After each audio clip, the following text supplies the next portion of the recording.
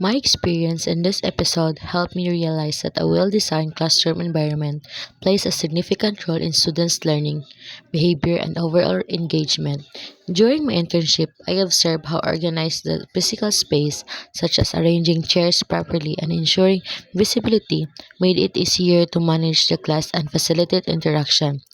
I also understood the importance of creating a positive emotional climate that students feel safe, respected, and motivated to participate. Incorporating visual materials, maintaining cleanliness, and using available resources effective contributed to the more engaging and interactive learning atmosphere.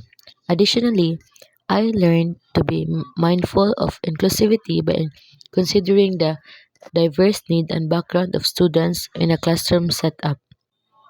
This experience taught me that a conclusive classroom environment is just about physical arrangement but also fostering a positive and welcoming space that enhance both teaching and learning.